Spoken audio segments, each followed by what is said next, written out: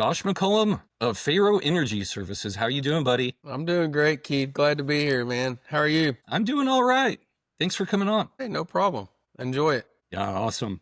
Well, this is our second recording. Our first one was kind of practice for me, I would say.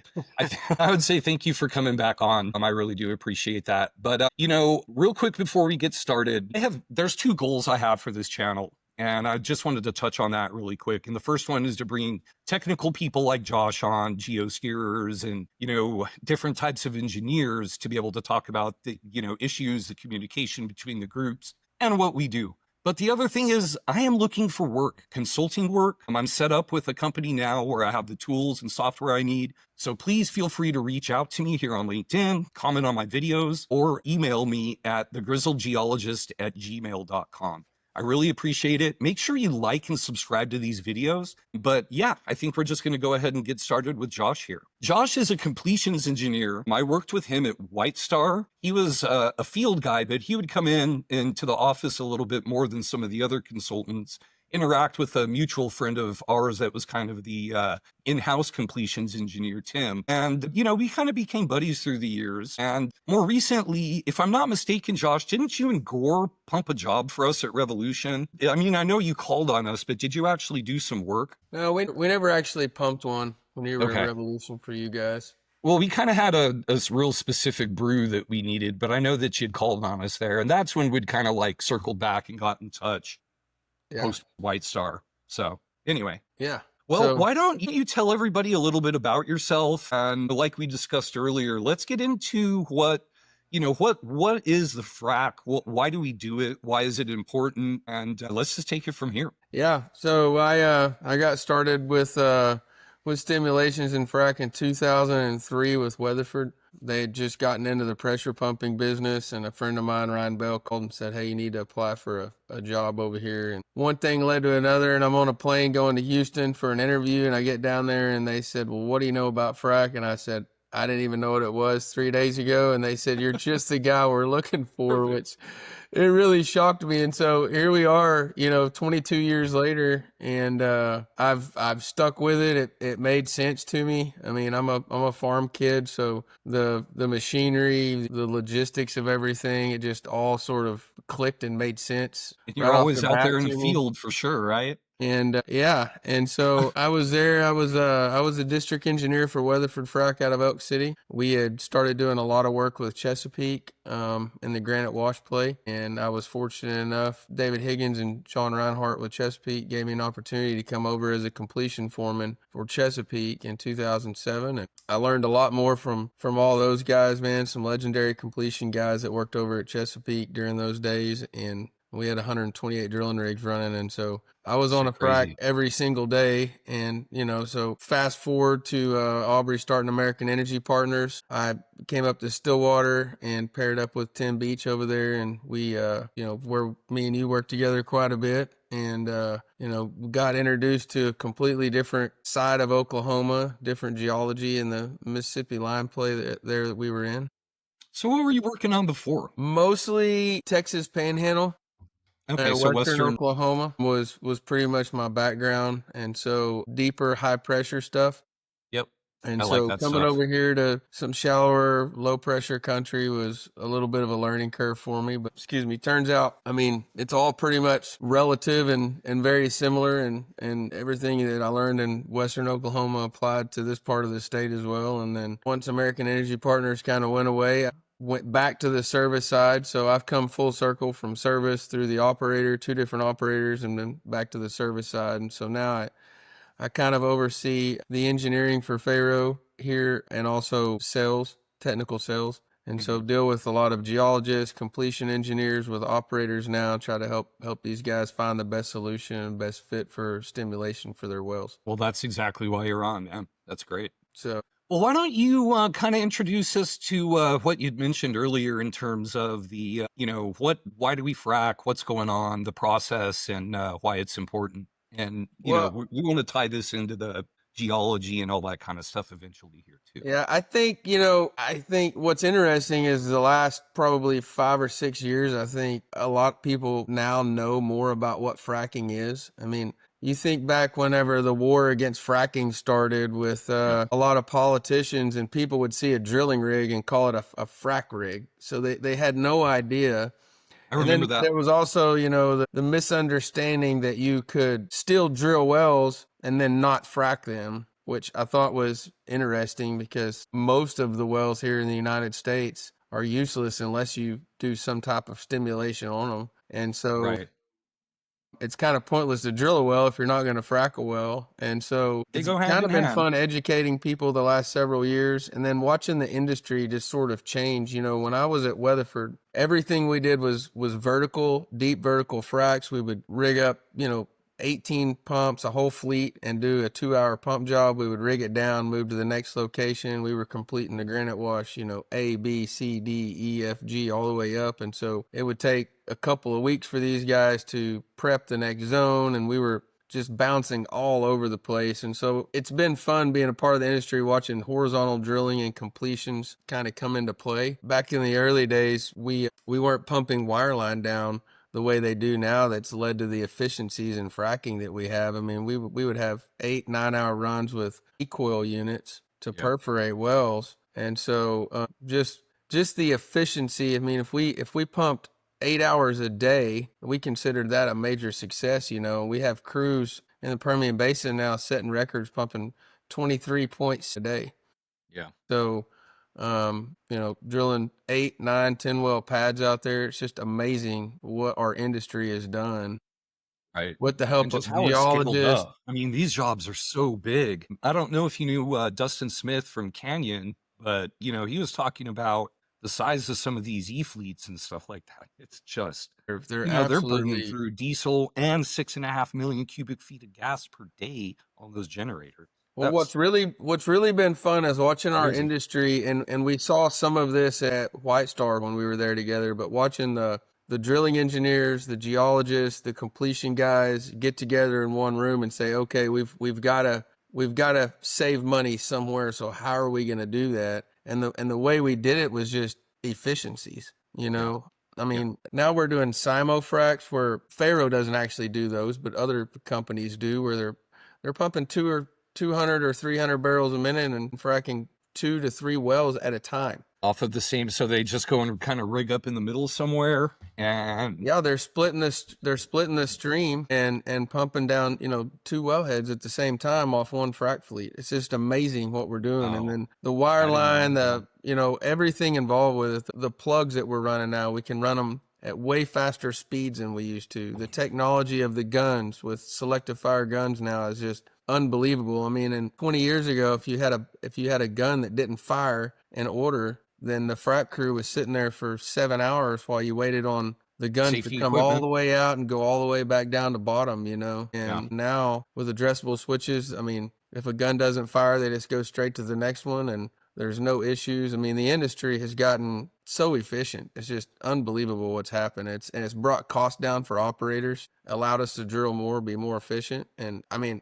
it's kind of been fun to be a part of something that's really led to, I feel like we've helped America get to energy independence. I mean, it's our Yeah. generation that's taken the knowledge passed down from previous guys and we've applied our mindset to it. And it's really been a game changer. Well, and I would say also, as the United States, we represent the place that this stuff starts. I don't think that any of these new, bigger jobs are being implemented around the world. It's in our free market economy where people are competing with each other, making the connections and putting stuff together and can have the ability and don't have the governmental red tape getting in the way of being able to size up and scale as needed. So, what is happening is not only happening here in the United States, but it's scaling out to the world, and don't be misled at all. It's all happening here.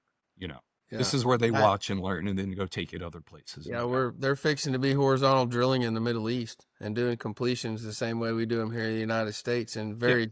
very short time frame. I mean, Yep. we're taking our technology around the world, and especially on the completion side, I feel like we've made leaps and bounds on just like I said, the efficiencies of being able to drill and get these things online. As far as fracking goes, there's been so much. You've watched the industry change from different types of fluid systems that were run. I mean, Well, I mean, it 30 started years with ago, they slickwater, right? Was that the first? Was that the kind of breakthrough? Was using the slickwater? Well, actually, slickwater kind of came into play, I would say maybe like mid 2000s. Okay. Well, what did they use There in the were there Barnett? were some slickwater fracs pumped earlier, obviously, but there was books written by well-known engineers in our industry back in the early 90s that said that pumping water into your oil well was the worst thing you could possibly do. And Well, I they mean, were in a lot of cases, it is. We've got to have the yeah, surfactants or the things to be able to deal with the clay. Let's be real. I mean, I can't really think of too many of them that we can pump fresh water on, right, without yeah. swelling off. So, And slick water. So when you're, and you probably know this, but somebody watching may not. It's an interesting topic, but the reason that we pump slick water there's two reasons. But one, you get a lot better frac geometry in the rock with that type of rate. But two, you have to carry the proppant down there. yeah, Most all formations, we do have some lime and different formations here in Oklahoma where acid works really really well. But right. most of them need proppant in there to give the well conductivity it needs to perform for years and years and years to create those pathways for the hydrocarbons to get back to the wellbore. Yeah. And in the past, we used viscosity for that, and we still do, where we would pump, 20, 30, 40-pound linear gel systems, and the viscosity carried the sand and put it where we wanted it. And now we're using rate to do that. Okay. So, you know, the technology behind all of that with different friction reducers and high vis FRs and all those things have just made things more and more possible. I mean, pumping 80 barrels a minute seemed crazy in 2005 and But you 6, and said now we're pumping 200 a minute ago. I was like, wait, what? 120 barrels a minute. That's what I thought was, big. And so That's it's crazy. incredible, what we're doing and just the way the industry has progressed. But I do think we're seeing and from a geology standpoint, you can touch on it, but it seems like there's still a lot of slickwater fracs that will be pumped. But we are also finding new reserves in areas where it's not the best solution. So we're seeing Right. foam fracs and crosslink fracs and even all different kinds of completions kind of come back full circle Hmm. because of some of the recompletion programs some of these companies are doing out there, coming up hole in some vertical wells, and it's not near as expensive as it used to be, so now it makes sense. And so having that good foundation as a completion engineer and some of those, I would call them old school fluid systems that we used to use, is something that, especially here at Pharaoh as a smaller company, we take a lot of pride in understanding and knowing how to pump some of those, because Sure. there's a lot of companies out there that just pump slick waters every day. And Right. so when you combine the chemistry and everything with like a 30-pound delayed crosslink system, there's a lot of guys that's never even pumped one of those before. And it's important to kind of, let everything come full circle, I guess, and come back to, some Well, of those I would because say this from the geologic perspective. I think what you're seeing on your traditional slick water is kind of in your shale plays. But Mhm. what you've seen geologically is the shale plays are pretty well easily mapped, defined. There's a lot of action there. We see transactions. How far can you downspace? That's kind of a more set thing. I think what you're seeing with the more unique completions actually has more to do with drilling different geology. A lot of these plays that you're talking about, like the carbonates that do really well with acid, you're talking about the Mississippian. You're also going into more tight, or more low perm, high saturation rock, and you're going to end up with more silicates there. And so with the silicates, you end up with some different clays. And, traditionally that would have been your KCl type completions and these sorts of things. So what you're really seeing is us moving into more unconventional reservoirs, not shale reservoirs that require a little bit of finessing and different chemical additives, so to speak, to be able to do it. Like at Welu, we did, basically acid and what was it, nitrogen foam. And I think we did I think we did pump a little bit of proppant, but that was not your typical completion. It was also plug and perf, or not plug and perf. It was sliding sleeves. And I that's think actually another question for you. Are you seeing a lot of sliding sleeves these days, or we just plug and you see more plug and perf operations. I think perf? it's easier on the for the Less risky too, getting it down and everything, right? yeah, and there's a lot of risk in running sliding sleeves if something goes wrong. We had a lot of luck at Revolution, though, like 70 of them without casing problems kind of deal, like maybe Even the one or two. technology there has gotten, and the repeatability of those working has gotten so much better over the last 10 to 15 years. I mean, they definitely have their place. Mhm. Um, I think, Hey, listen, if it were there's up to me, I would never pump cement on a formation, but we really have to be able to get these pressures and rates that you're talking about on these to big get the jobs. isolation you need to make sure Yeah. you stimulate each zone, Yep. correctly. I mean, most of these guys are operating on, 200 to 300 foot spacing. And to Right. keep that frac isolated in that 2 to 300 feet, you've got to have cement behind Right. pipe. And the Um, reservoirs are tighter, like we are yeah. using sliding sleeves and basically a cavern system. So, the And application definitely matters, I where think the last 10 years too of so many slickwater fracs being pumped has led a lot of younger engineers when they're planning wells, they automatically kind of go to a slickwater frac. And yeah, it's not always best, yeah. especially if you're limited on, conductor size, whatever you're pumping down. Hmm. Now pressure becomes an issue. And if you're limited by pressure, then now you're limited to rate, how much you can pump.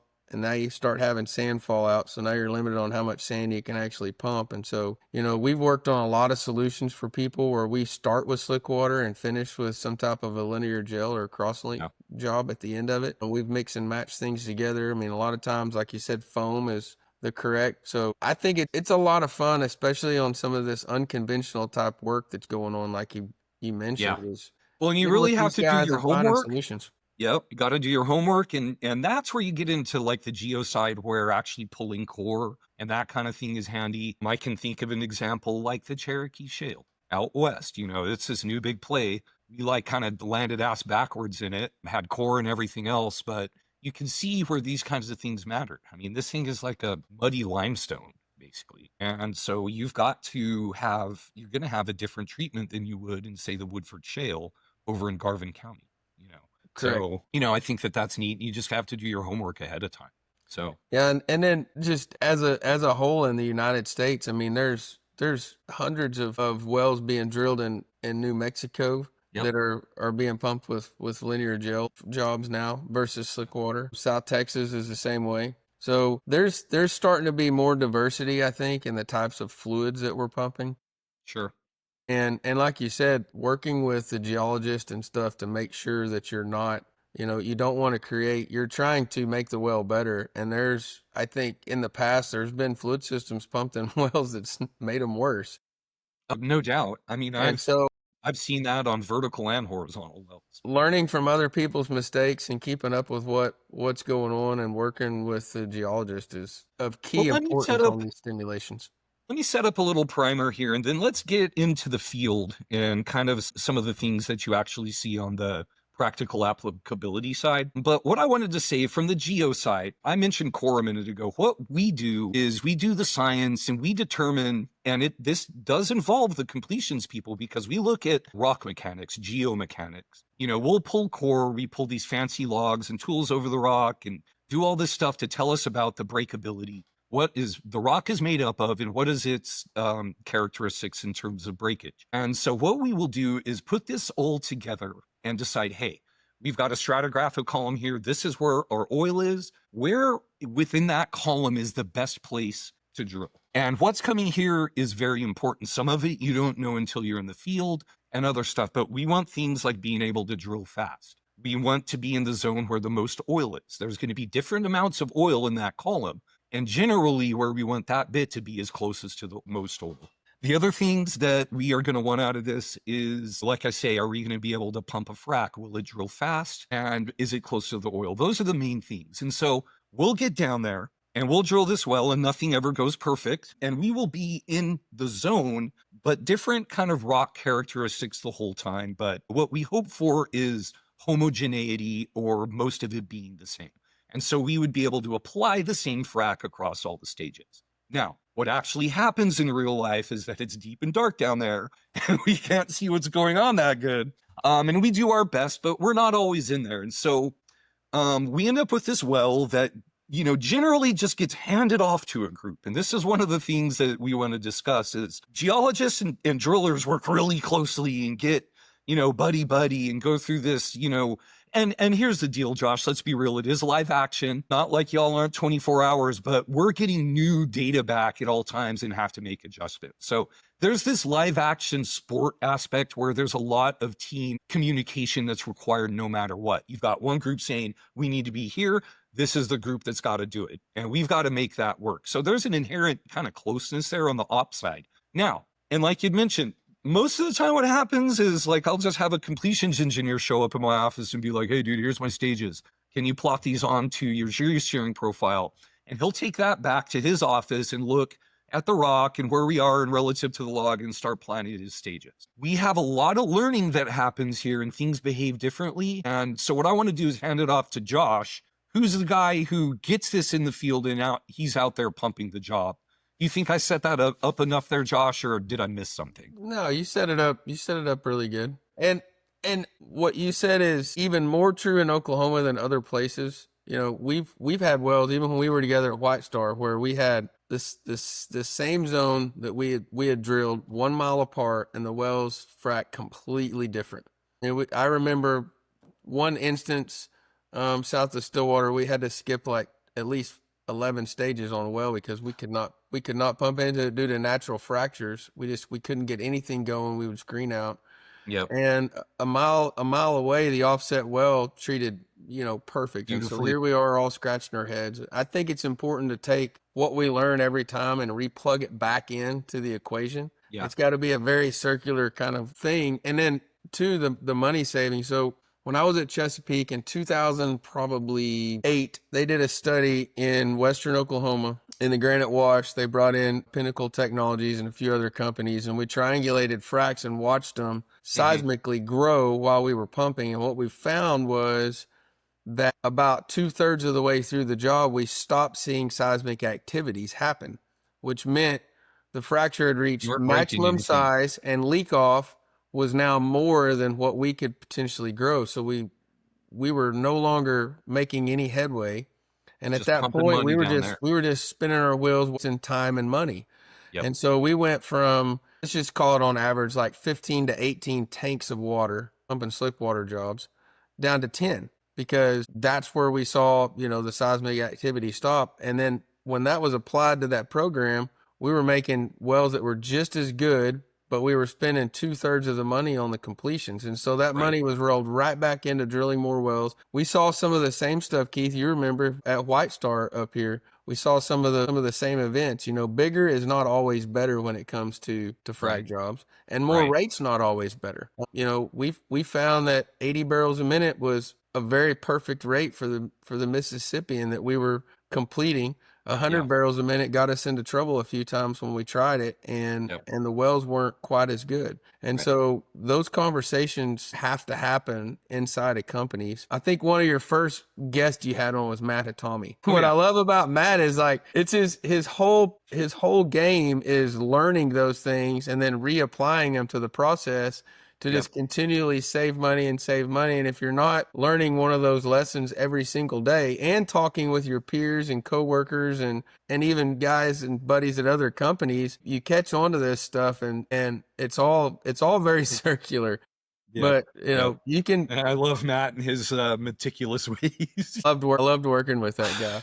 He was a lot of fun. He's a dynamo too, man. I never met anybody more thorough in my life. I can tell you that. And I think chemical selection on these is just as important as the design of the frac job. I mean, and that comes down to the geology. I have a lot of really good friends that take a lot of pride in some of the chemicals that they've developed that we're pumping that's helping and plays like the Cherokee and other places. The rock and the geology is different, and so the chemicals have to be different. And if we do what we've done in the past, where we just say, well, in 2010, the Granite Wash, we pumped these slickwater jobs and the wells came on great, so we're going to drill these wells now in eastern Oklahoma and do the same thing, that just doesn't work. No. And we've tried that and failed as an industry. It doesn't work. And so, well, that's why the upfront geoscience part is very important. I mean, you should be able to know when you go into a new area what your clay types are, what's your general idea of the geology, right? Yeah. Well, let me ask you this, Josh. Did you have something to add? No, I just think go ahead. Well, I was just going to ask, what I've seen from these different geosteering software, Starsteer and others, they're all adding like completions modules. Now, listen, the geologists and engineers sometimes, I'm sure you don't want me in your software and soon get you out of ours, but what do you think about that? Do you think I that there's think it something? is. Go ahead. I think it's extremely important now, way more than it was in the past, for one main reason, because we're drilling so many horizontal wells, and the frac hits that the offset wells are taking. These are Yeah. predictable things. And when applied on the very front end in drilling, when you know all of this and you plug it all into the equation, I think AI is probably going to help out with this more than anything too, Yeah. is predicting some of this stuff and where to drill wells and how Actually, far to offset wells. There's a company out of Houston called Drill to Frac. I know that yeah, I know works them, on this kind of actually. stuff. And Yeah. so they're taking completion data and pressure data off offset wells. They're throwing it back in on your side of things. Yep. So as we're drilling the wells, we know, okay, there's high potential in these areas, and there's things they can do to really minimize those risks. And it is changing the game when it comes to some of these big mining operations that we have going on in some of these big shale plays.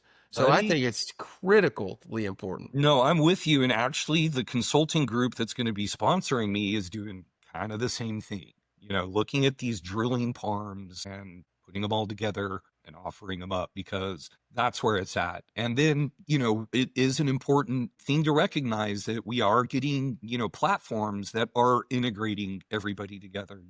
I can now work with my drilling team, because it all kind of pings off of the geology group, really, these rock descriptions, the chemistry.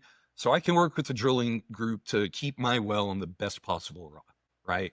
We've now put that well in the ground. It's cased and it's sitting there. It the final interpretation comes back to us, and now we share that with the completions engineers. And I can't stress how important it is for the completions engineers to know what part of the rock they're in, if there's a fault nearby, or any kind of other information that they would need. And again, in the past, it's been like, hey, here are my stages. Can you just plot this up, put it on your geosteering piece, and they deal with it from there.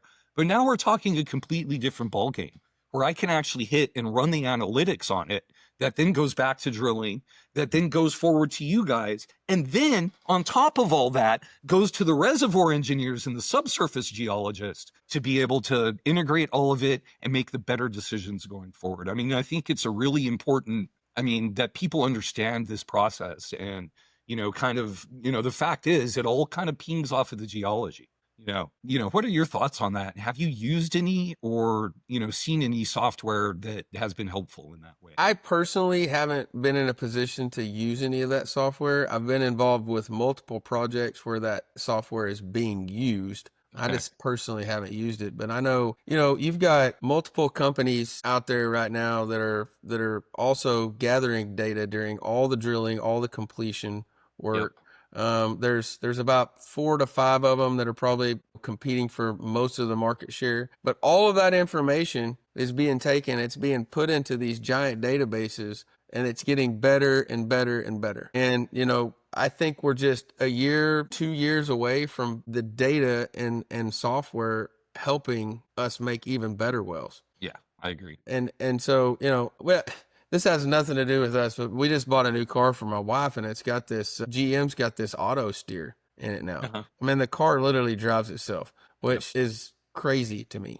But the way that works is, for years they've been collecting data from other cars driving up and down the roads, and they've been taking that, and they've been just, the database has gotten bigger and bigger and bigger, and now the software and the microprocessors can process that data so efficiently Yep. that I can hit my cruise control and just kick back and the car drives itself. And we're Yep. headed there in our industry. I mean, I these agree. companies have been working on it for a long time.